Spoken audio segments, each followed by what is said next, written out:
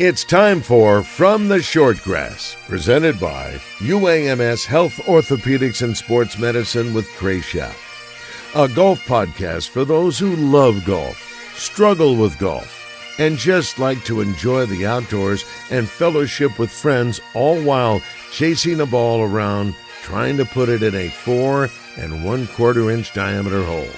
From the Shortgrass is presented by UAMS Health Orthopedics and Sports Medicine, and brought to you by Stevens Incorporated, an independent financial services firm with the freedom to focus on what matters most.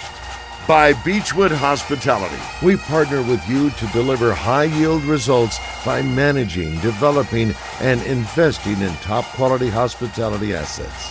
And now, from the Shortgrass, here's your host, Trey. Welcome to another edition of From the Shortgrass, presented by UAMS Health Orthopedics and Sports Medicine. I am your host, Trey. UAMS Ortho Now is now open at the Orthopedic and Spine Hospital at UAMS Health. If you have an orthopedic injury, sports, work, or anything else, walk in and see the best in orthopedic care. They're open Monday through Friday, 8 to 8, Saturday, 8 to noon. Call them for more information. 501-686-TOSH. That's 501-686-8674. Coming up on this edition of From the Shortgrass, part 2 of my sit-down interview with the President of Pinehurst, Tom Pashley. I recently traveled to Pinehurst, North Carolina to play some golf, but also was able to sit down and talk with Tom about Pinehurst. In this episode, you're going to learn more about what is coming for the future of Pinehurst. New golf courses. Will they have indoor golf? Stay tuned. You won't want to miss it. I'm back with more after this. The next time you travel to El Dorado and need overnight accommodations, the Haywood Hotel is where you need to stay. The Haywood El Dorado Tapestry Collection by Hilton is a great place to stay if you're in South Arkansas, listening to live music or playing the challenging Mystic Creek Golf Club. Take time and relax in their bar for a drink before going out on the town for dinner. The Haywood, 210 South Washington, right in the heart of downtown El Dorado. Search the Haywood El Dorado on the web or call 800-293-0718 for reservations. The Haywood, a Beechwood hospitality property. I'm Dr. Lowry Barnes. When it comes to orthopedic care, there's no place like the Orthopedic and Spine Hospital at UAMS Health.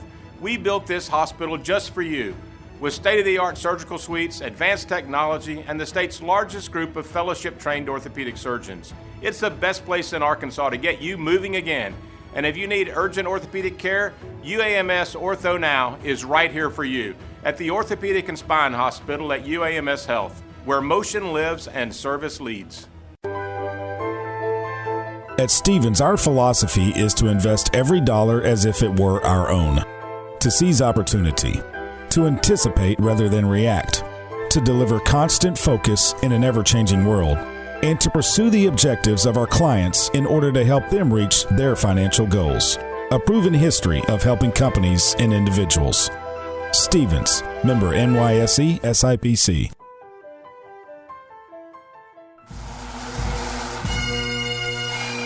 Welcome back to this edition of From the Shortgrass, presented by UAMS Health Orthopedics and Sports Medicine. I am Trey. Blair Allen and Matthew Allen, Beechwood Hospitality. When you need an overnight place to stay, make sure you find one of their properties. They've got them. Beechwood Hospitality, a great place to stay and a great sponsor of From the Shortgrass. I recently traveled to Pinehurst, North Carolina to play some golf with former Little Rock head basketball coach Joe Foley. We took our wives. We had a great time. And while I was there, I was able to sit down with the president of Pinehurst, Tom Pashley. This is part 2. I pick right up where we left off. We talked about Pinehurst number 10 in our last episode. That's where we left off. We pick up with talking about Pinehurst number 8. And the history around the logo of it, and so much more in this episode. On the tee, the president of Pinehurst, Tom Pashley. I've also had a chance to play number 8, and I think it is a very well-designed course and one that can obviously cater to all playing abilities, because it is one that, you can go back and it can play tough. You can move up, and it'll play pretty easy for you. Yep. Eight is one of my favorites. When people ask me, where do I like to go? I like to retreat out to 8. Similarly, no houses really around the golf course. It's only one course. The clubhouse is beautiful, sits up on the high spot. Tom Fazio did that course. It opened in 1995 to celebrate our centennial anniversary. It was 100 years at the time. We redid the golf course maybe 4 years ago to just enhance things a little bit, enhance the clubhouse. So I absolutely love the experience out there. And we just built some brand new cottages you might have seen while you were there. So we've got some 4-bedroom cottages, some 8-bedroom cottages out there. So it is a really unique place to stay. Believe it or not, Trey, it's our only rooms that have a view of golf. Being Really? it's such a golf-centric destination. Yeah. That's the only place you can stay and look out the window and see golf. Yeah, no, the Carolina Hotel, you don't see any golf. You see pine trees. That's one thing that, I realize, the name Pinehurst, it fits down here because there's a lot of pine. Back to number 8, though, Tom, the logo, it's the number 8 with a line below it. And we were talking before we started recording. You're a marketing guy, and you were kind of looking at the logo when it first came to you. What were your thoughts? Yeah, when we redid the golf course, we decided it was time to freshen up the logo, and so in comes an email, and it's logo concept for number 8. I opened it up, and I was like, it was the number 8 with a line underneath the logo. I thought, what a lazy logo design. It's easy to just put a line underneath a number, and is that supposed to anchor it? How much did we pay them for that logo? And then as I was critiquing it, I said, well, maybe if you move the line to the top, it actually looks like the number 100. Oh, wait a minute. If I turn it to the side, so when you look at it the right way, it looks like the number 100 because it's the centennial course. And so it means even more to me now, having discovered it. If somebody pointed it out, it's kind of clever. But I went through the journey. Thank goodness I didn't reply to that email until the light bulb went off. Right. And then I got it. But yeah, I think I'm glad you love number 8. It's sometimes now that you got 2, 4, 10, 8. 8 used to be up there in this number 2 spot of courses that people would play. I think it's still solid in the top 4, but it's in my top 2. Obviously, number 4 just had some greens redone this summer. Why was that? Yeah, so Gil Hance redid Pinehurst number 4 in 2017, I believe it was, and did a wonderful job. It feels way more like a Sandhills experience with the exposed sand and wiregrass. But as we came out of this winter, the greens just didn't bounce back, and we have 5 courses that are right here in the same place, and it just confounded us as to why those greens didn't recover. And we had some hope in March that there's some signs of life, and as the soil temperatures rise, we had optimism that they would come back. But then come April, they weren't getting any better. We were disappointing a lot of our guests who we were believing anybody who said it was going to get better, and they just weren't. And so we made the difficult decision to shut it down, and it was an orchestration of a lot of different all hands on deck to get it done. But we got it done in I think it was 11 weeks to get the greens totally redone, and now they've got a great drainage infrastructure. If you follow us on Instagram, you can kind of see the serpentine drains. There's 18 inches of gravel that goes underneath a green surface like that for drainage. So anyhow, the greens are now built to last, and just reopened a week or so ago. Happy to have number 4 back. Thank goodness, we had to move thousands of golfers who were scheduled to play number 4 off of that golf course, but luckily we had 9 other courses we could move them to. I was going to say, the fact that you have so many other courses kind of helps you out. When you have a situation like that, when something does pop up with one course, you have time where you can shut it down, just move them around. Some might not be happy with it, but hey, that's part of it. Number 9, number 7, not tied to the clubhouse per se right here, or 6, correct? Correct. But all the others are? Outside of 8 and 10, obviously, that we've already talked about. 1 through 5 all contiguous with the clubhouse, and the rest of them are satellite courses, if you will. Nothing more than 4 miles away. And the other one that's here, we don't count the Cradle. We say we have 10 courses, but we also have the Cradle, so you could say 10 and a half. And did you play the Cradle yet? I did. It is fantastic. Yeah, you mentioned I'm a marketing guy. I would tell you, from my perspective, the Cradle did more to tell people who Pinehurst is than anything we had done. It having been here for as long as I have, we celebrate the championships and the history, and there's a lot of black and white photos on our walls. And I could see people saying, well, man, is this a museum? Is Pinehurst any fun, or is it just like a history lesson? And I think the Cradle showed everybody, look, it's 9 holes. We play music. You can kick your shoes off if you want to. There's a cocktail turn house right there after the 3rd hole. And Pinehurst does not take itself too seriously. It is a place where a beginner can go and feel comfortable. A child can roll down the hill, like they do at the ballpark, and no one's going to doubt it. No one's going to question it. So I think the Cradle has really done so much for us. And, Tom, speaking of logos, I think the Cradle has one of the best, most awesome logos in the game of golf, with the little C with Putter Boy just hanging out in that C. Yep, it is. It is a beautiful logo, and it's the laid-back vibe. It's just right there. The little guy's taking a nap, and the C is like a cradle.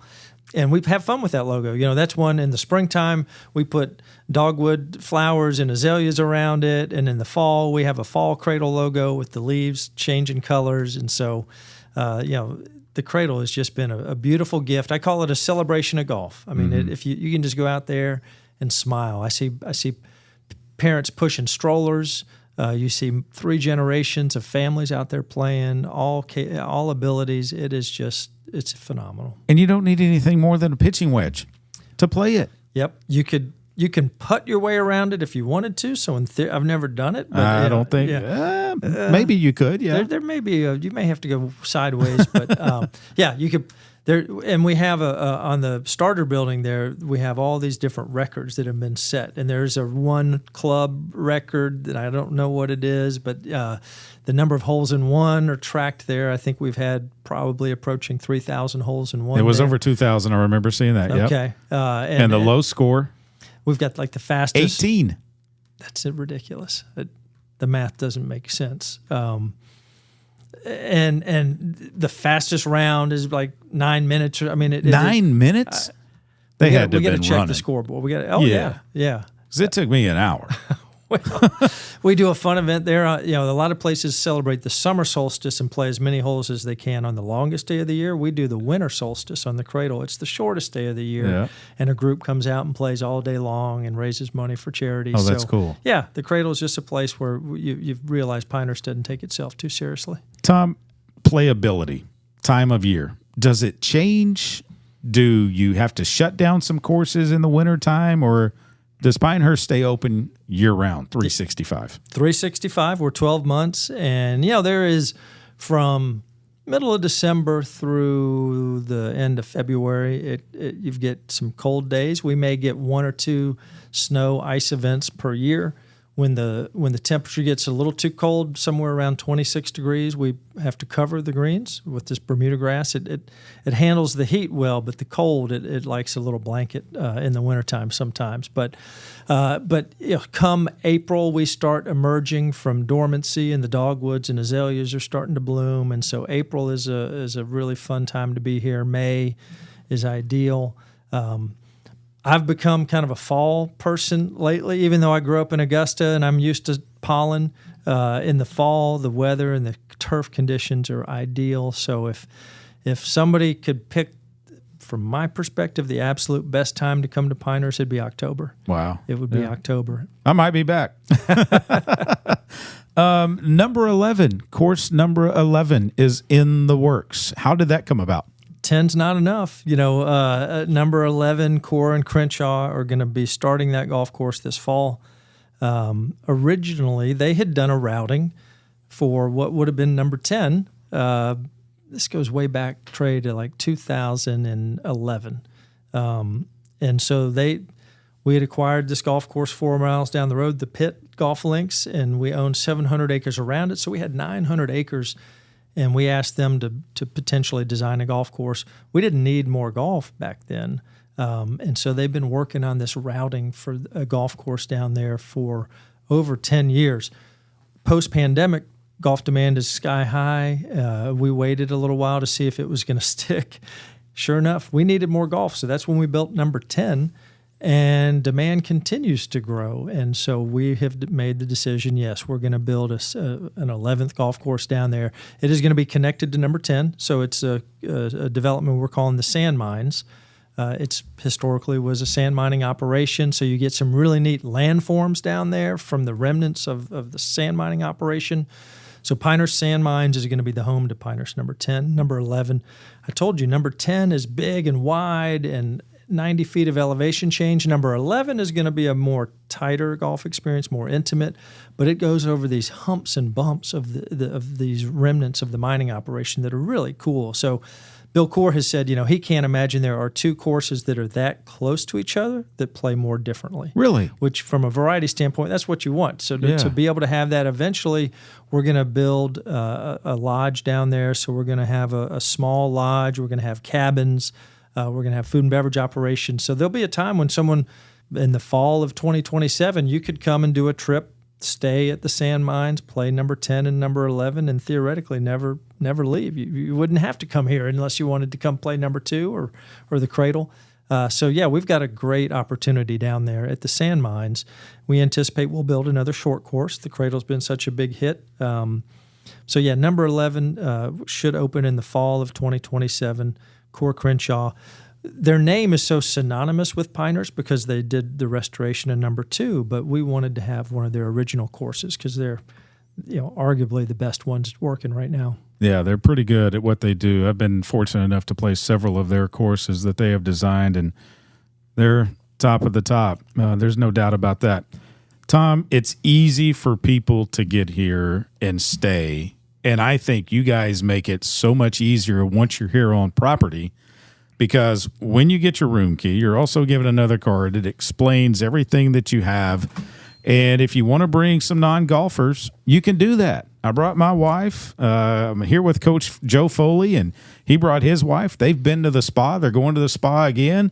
There's stuff for non-golfers to do as well in Pinehurst, isn't there? There is, and thank you for bringing that up because it's a lot of golfers come here for the first time and they say, I had no idea. My wife would love it here. My spouse would enjoy it here. And again, now we have some golf activities. This'll Do, which is our putting course in the Cradle. So you don't want to come to don't come to the vineyard and not try the wine. So get them to come out here. But we've got a great spa. The village of Pinehurst is so close to our different hotels. And you mentioned ways to come here. We've got 4 hotels. The Carolina is the big flagship. The Holly is the original one back in 1895. The Manor Inn is a small hotel. We've got an 8-room B&B. So you have a lot of variety depending on what kind of mood you're in.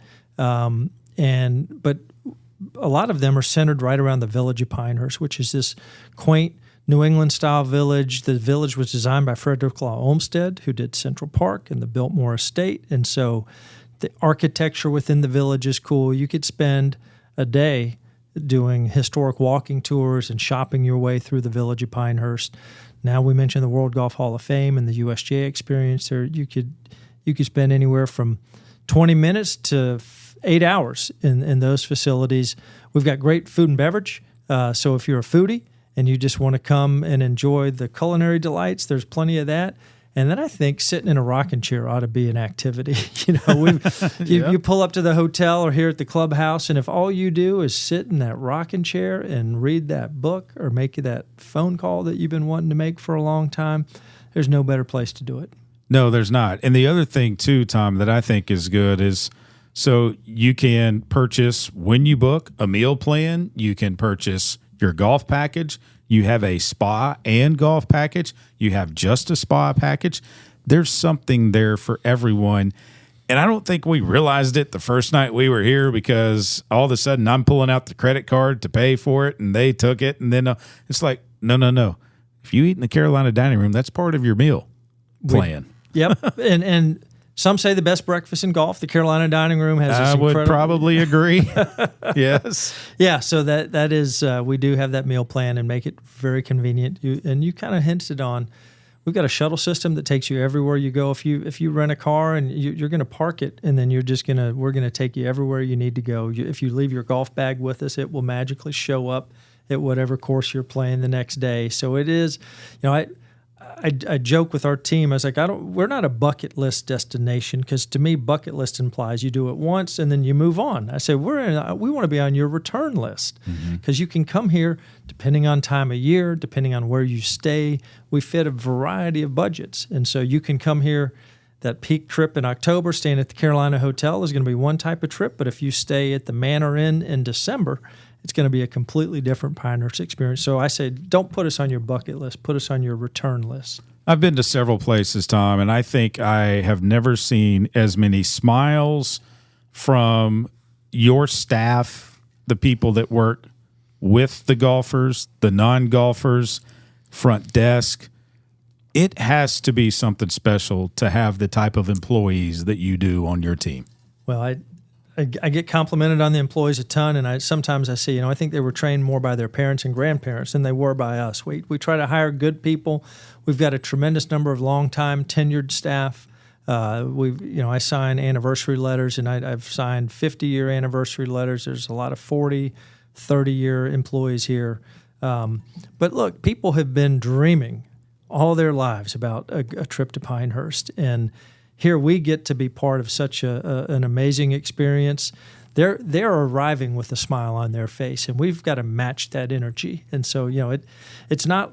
I tell people sometimes, there's shuttles being driven at the local hospital, and there's a shuttle being driven here. Which one would you rather drive? And you get to be with people who are having a trip of a lifetime. They're making memories that they'll recount at the dinner table at Thanksgiving for the rest of their lives, and we get to be a part of that experience. And so don't take it for granted. Try to match the energy and the enthusiasm that they're bringing, and I think it's working. Like I say, that our reputation was well in place before I got here. We are riding on the shoulders of a lot of people who did a lot of hard work to put us up on this pedestal, and now we just are doing everything we can to stay there.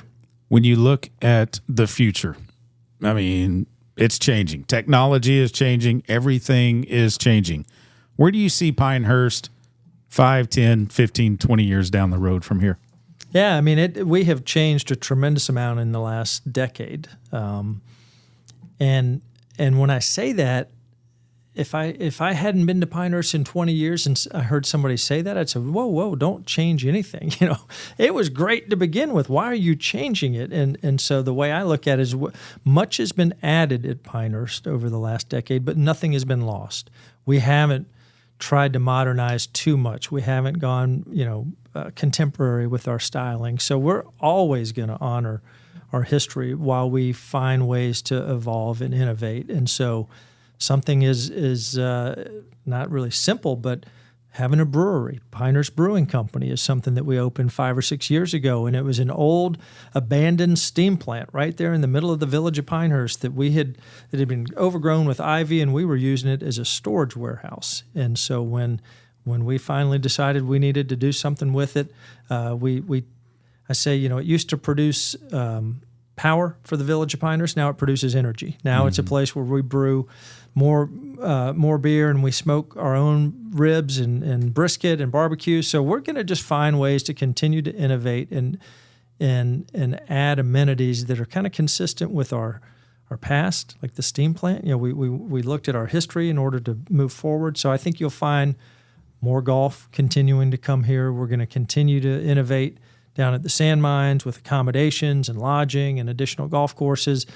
And there's so much energy with golf right now with the simulators and with Top Golf. We haven't quite figured out what we want to do from a interactivity. We don't know if people are playing enough golf during the day that's it, shut it down, or do we want to find a way to innovate with some indoor stuff? So that's going to be coming here at some point in the future, but it's just going to be about USGA championships. We talked about the Anchor site, but we're also going to be hosting other USGA championships. We've got the Women's Amateur in 27. We're going to have the U.S. Amateur, I think, in 32. The Junior Am is going to come here. We've hosted 2 Adaptive Opens. We want to continue hosting the Adaptive Championships. So it really will be every 2 to 3 years we'll host a USGA championship, and we'll be opening new amenities and things for our guests to enjoy. When I sat down with Peter Dawson, the former secretary of the RNA, in the boardroom of the Old Course Hotel, I asked him about driving in to St. Andrews and the course. And he said he just got a jolt every time he crested the hill and saw the RNA clubhouse. When you pull up here on a daily basis, Tom, do you get a jolt, like a jolt of energy that I'm here, I'm at Pinehurst? I get that feeling when I drive down Carolina Vista Drive and you see the Carolina Hotel at the end of this long road. It's got a copper roof and the trees kind of block it from view, but the closer you get, it kind of opens like a stage curtain. And that never gets old. And I'm glad you brought up the RNA. I mean, the home of golf with the old course and the RNA and the Open Championship, that's how it feels now here with the USGA's presence, with the anchor site, U.S. Open, with Pinehurst #2. We've for a long time, we called ourselves the home of American golf and the cradle of golf. And there was a time there where it felt more like just a saying. But now, with the USGA's presence and the championship calendar that we have, it does feel like the home of American golf. And 100%, it never gets old. When I get to watch people come up the 18th hole on Pinehurst #2 and they take their hats off and shake hands and right there in the shadow of the Payne Stewart statue, you always know you're at a place that's really special. Tom, best golf course you've ever played? And I'm going to have to say you can't say Pinehurst #2, even though you might want to. Give me something different. Thank you for saving me there.